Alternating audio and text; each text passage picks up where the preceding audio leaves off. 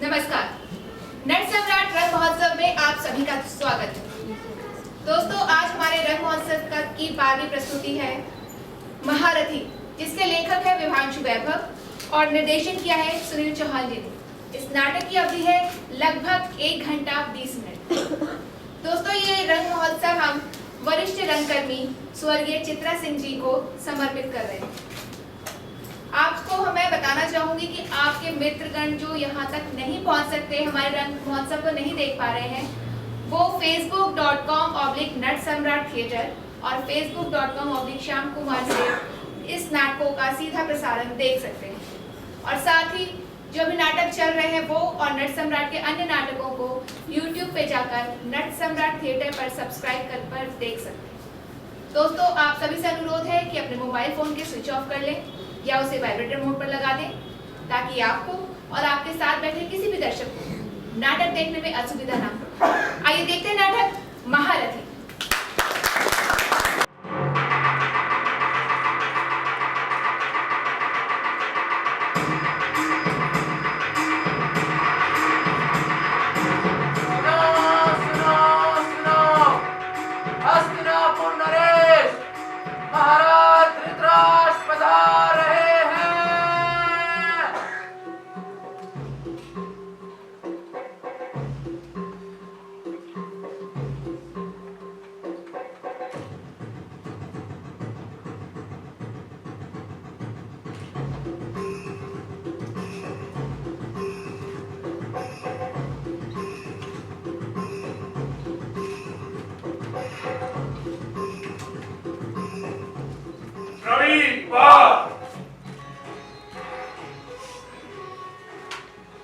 हस्तिनापुर के प्रजाजनों, आज से एक महापूर्व आरंभ हुए इस महापर्व में विभिन्न प्रांतों से आए सहस्त्रों योद्धाओं ने अपने पौरुष बल का प्रदर्शन किया।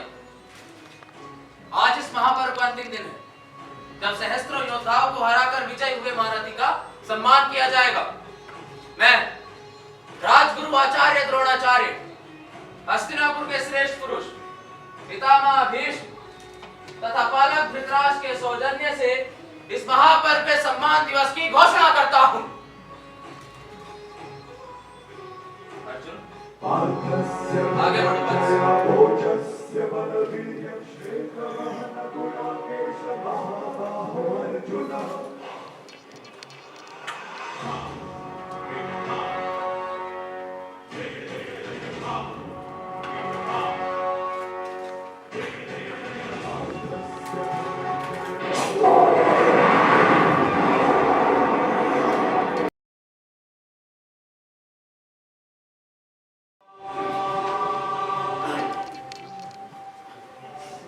आज मुझ पर संदेह कैसा? संदेह नहीं है, अपितु मैं जानना चाहता हूं।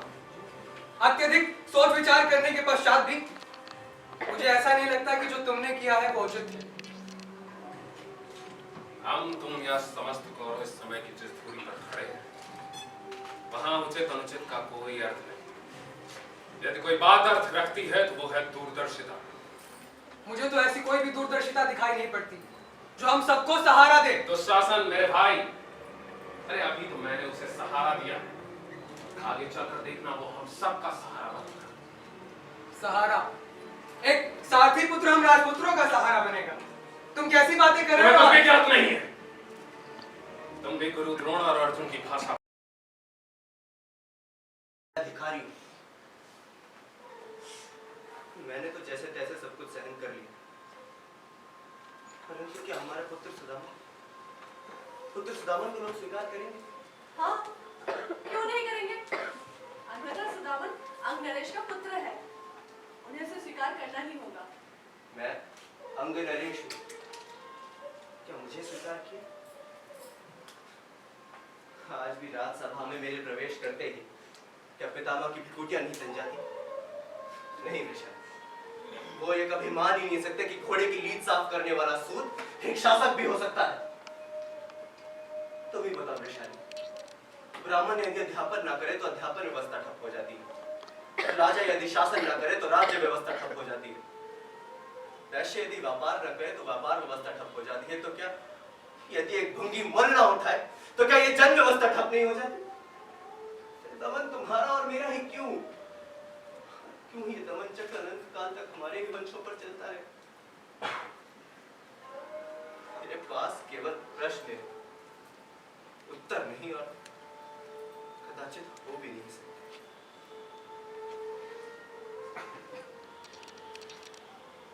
हाँ, कल सूर्यांजलि के पश्चात ही चला जाऊंगा। लौटने में कुछ दिन लगेंगे और पुत्र सुदामन मेरे साथ जाएगा। कहीं बाहर जा रहे हो? पांचाल। पांचाल? दुर्योधन के साथ द्रौपदी स्वयंवर में मित्र बन के जा रहा हूँ। दुर्योधन द्रौपदी का वरण करना चाहता है। तो फिर मुस्कुराए क्यों? सोचा था मैं ईर्ष्या कर बैठूंगी। स्त्रियों की बात भला मैं क्या जानूं? परंतु मैं अपने पुरुष को जानती हूँ। बस इसी बात का संतोष है कि इस संसार में कोई है जो मुझे समझता है। हाँ, पर अचानक सुदामा को अपने साथ ले जाने की क्या सोची? जब से हम नरेश हुआ, पुत्र को तो समय ही नहीं दे पाया। कितना अकेला प्रतीत होता होगा उसे हमारे बिना। हाँ, यहाँ वो सचमुच अकेला है। यहाँ वो सचमुच अकेला प्रतीत होता है। सुदामन हमारा पुत्र, मेरे रहते वो कभी अकेला प्रतीत नहीं करेगा, कभी नहीं।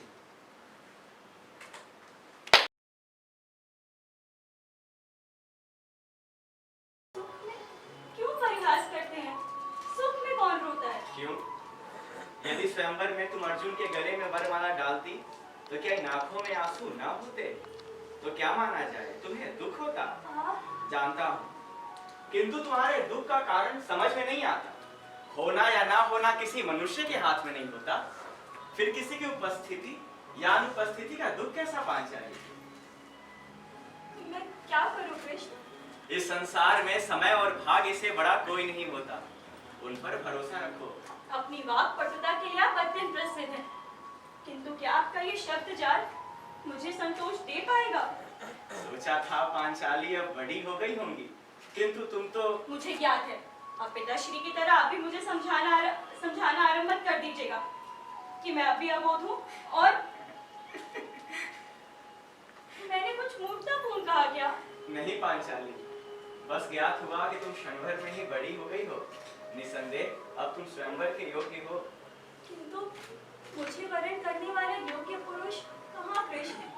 सुनो पांचाली, तुम्हारा वरण करने योग्य इस संसार में केवल 4 पुरुष हैं, क्योंकि यही संसार के श्रेष्ठतम धनुर्धर हैं। पहले भीष्म पितामह, दूसरा एकलव्य, तीसरा कर्ण और चौथा अर्जुन। भीष्म पितामह अपनी प्रतिज्ञा के कारण किसी स्त्री का वरण नहीं करेंगे। एकलव्य को तो बहुत पूर्व ही अर्जुन के मुंह में द्रोण ने अक्षम कर दिया था। और कर्ण क्या क्या होगा कृष्ण? समय आने पर स्वयं जान जाओगी पांचाली। और अंतिम अर्जुन, जो लाक्षागृह में दुर्योधन की क्रूरता का शिकार हुआ, तो फिर कौन बचा कृष्ण? बोलो मत पांचाली, इस संसार में समय और भाग्य से बड़ा कोई नहीं होता। चलो, स्वयंवर का समय समीप आ रहा है।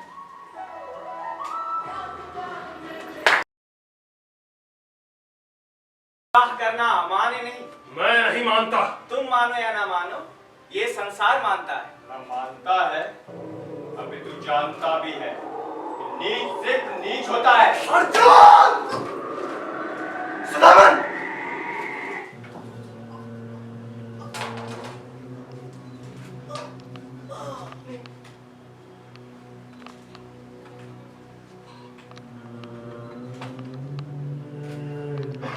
सुदामन, आंखें खोलो। आंखें खोलो।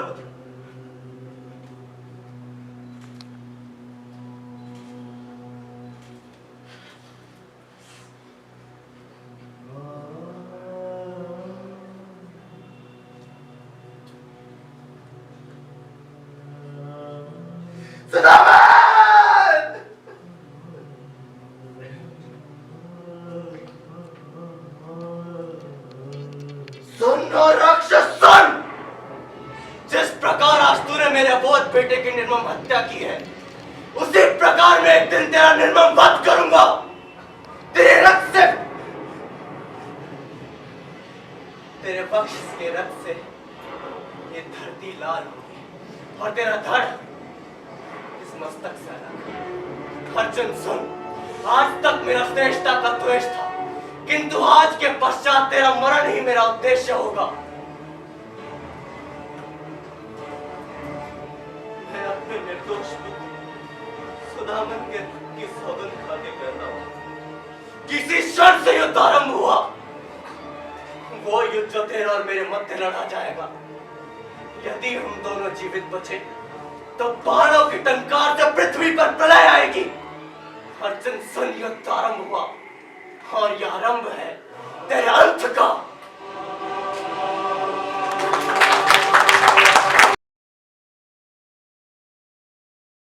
और 1 वर्ष के अज्ञातवास के बाद ही पांडव राज्य पा सकेंगे। वनवास भी पूर्ण हो गया और अज्ञातवास भी। अब तुम्हारी नैतिकता ये कहती है अपनी बातों से ही पलट जाओ।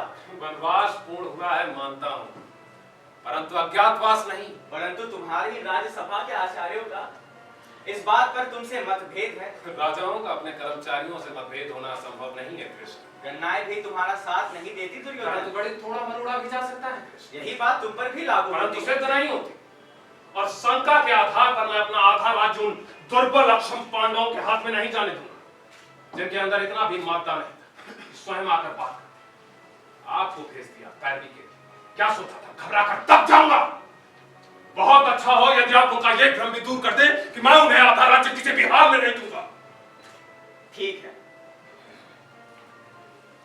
आप सब आचार्यों का भी यही मत है। कदाचित यहाँ किसी और के मत का प्रश्न ही नहीं उठता। महाराज, यदि दुर्योधन आधा राज्य न देने पर अड़ा है तो मेरा प्रस्ताव है कि आप पांडव को केवल 5 गांव ही शासन करने के लिए दिए। मैं समझौतावादी नहीं हूं कृष्ण। 5 गांव तो क्या मैं सुई के नोक के बराबर भी धरा नहीं दूंगा। उम्र की नादानी तुम्हारे भीतर अत्यंत झलकती है दुर्योधन, परंतु राज के निर्णय इतनी शीघ्रता से बिना सोचे विचारे नहीं दिया करते। तुम्हारे पास समय है, पहले अच्छी तरह सोच विचार लो। और यदि मैं न सोचना और समझना चाहूं तो युद्ध के विचार को नकारा नहीं जा सकता। युद्ध की खोखली धमकियों का मुझ पर कोई प्रभाव नहीं होगा कृष्ण। धमकी नहीं दे रहा, समझा रहा हूं। भविष्य के गर्भ में क्या छुपा है वो तुम नहीं जानते। कोई नहीं जानता, यहाँ तक कि तुम भी नहीं जानते। अनुभव यही अंतर पैदा करता है दुर्योधन। भविष्य को देखा नहीं जा सकता, किंतु उसका आभास होता है जो तुम्हें नहीं हो रहा है। तो बताइए, भविष्य आपको क्या आभास? में श्रेष्ठतम मैं जानता हूं पर तुमने बहुत दुख, बहुत यातनाएं झेली। क्या क्या नहीं हुआ तुम्हारे साथ, परंतु ये सत्य भी अंततः कब तक छुपता कर? सत्य केशव, ये सत्य आज ही क्यों सामने आया केशव? उस दिन कहां था ये सत्य जब भरी रंगशाला में गुरु द्रोण ने मेरा अपमान किया? उस दिन कहां चला गया था ये सत्य जब स्वयंवर में द्रौपदी ने मेरा अपमान किया? मैं पूछता हूं कहां मर गया था ये सत्य जब मेरे हाथों में मेरे निर्दोष पुत्र सुदामन की हत्या? जिस समय उसकी हत्या हुई मैं नाम शूद्र, और आज जब समय आया है अर्जुन के वध का तो मैं क्षत्रिय कुंती पुत्र। जाइए केशव, कदाचित हम दोनों ही एक दूसरे का समय नष्ट कर रहे हैं। एक बार पुनः सोच लो। सभा में आपने उचित ही कहा था केशव, अब ये युद्ध होगा, सोच विचार का समय नहीं था।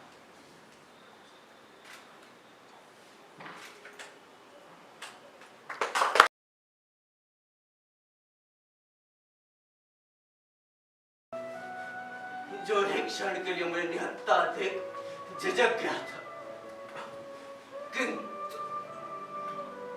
आप नहीं झिझके केशव, आप नहीं झिझके। हाँ केशव, मेरा ये युद्ध था कि मेरे जन्म का युद्ध, मेरे सिद्धांतों का युद्ध। और जब मेरी जननी ने इस संसार के आगे कभी ये नहीं स्वीकारा कि मैं उसका पुत्र हूं,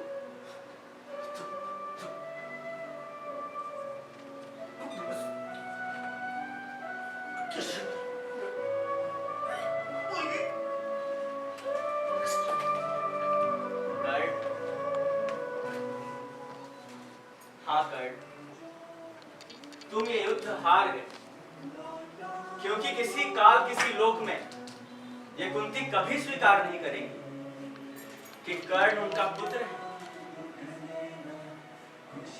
कर्ण, कर्ण, कर्ण,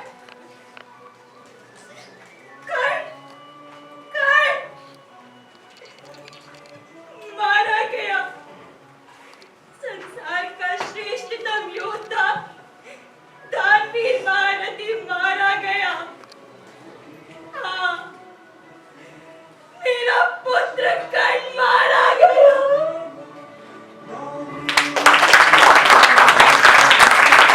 अभी आपने नट सम्राट रंग महोत्सव में एक बहुत खूबसूरत प्रस्तुति देखी, महारथी। ये कहना गलत ना होगा कि ये नाटक हमें महाभारत के उसी दौर में ले गए।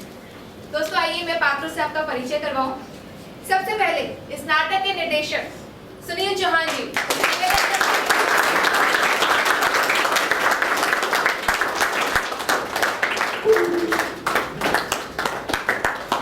अब मैं नट सम्राट के निर्देशक श्याम कुमार जी से निवेदन करूंगी कृपया मंच पर आए और सुनील चौहान जी को नट सम्राट की तरफ से स्मृति चिन्ह प्रदान करें।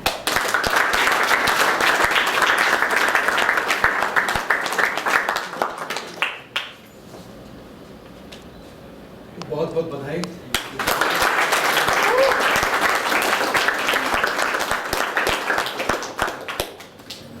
साथ ही मैं पात्रों से आपका परिचय करवाती हूँ।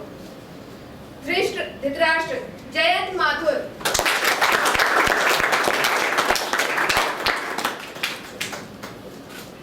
भीष्म पितामह सतीश कुमार,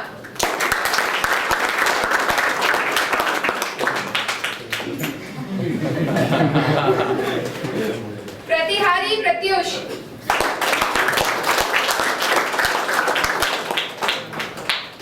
प्रतिहारी सुशील कुमार,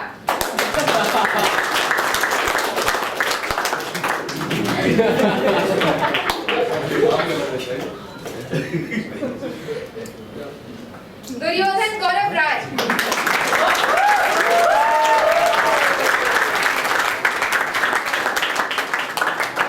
दुशासन क्षितिज मिश्रा,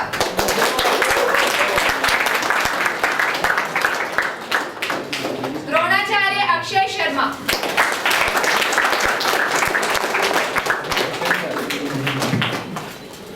अर्जुन राजवीर शर्मा,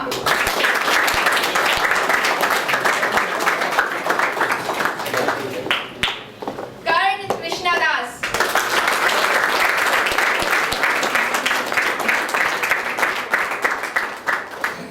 अंजलि त्रिपुरा वैशाली,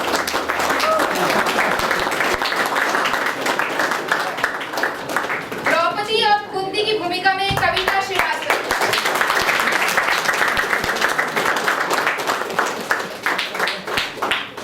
सखी राहुल कुमार,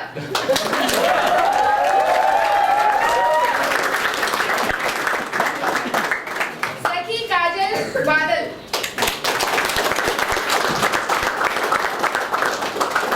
कृष्णा रणधीर रोशन,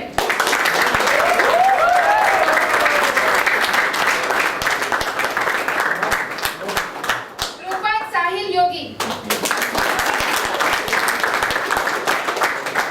सुदामा नमन वर्मा,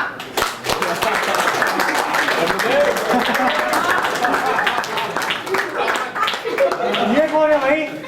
इतना धमधम क्या हो गया ये? प्रतिहारी घनश्याम,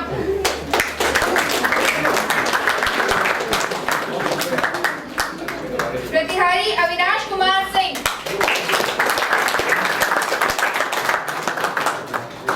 संगीत में Harry Kashyap,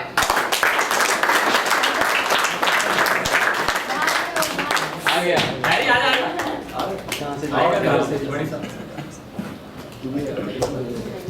Harry Kashyap,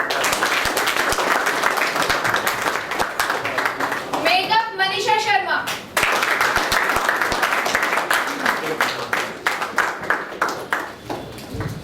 backstage में सम्राट सिंह डागर, मनीषा ने लाइट भी संभाली थी साथ में।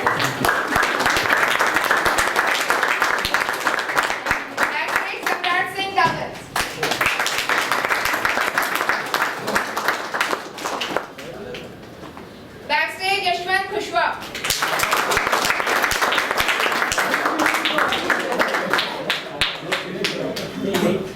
अरे वो आया वो अचानक से स्क्वायर से त्रिकोण हो गया। Back stage Krishnanandan.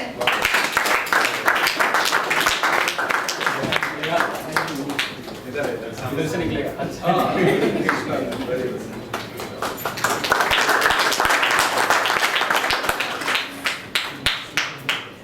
मेकअप में कृष्णा सोनी।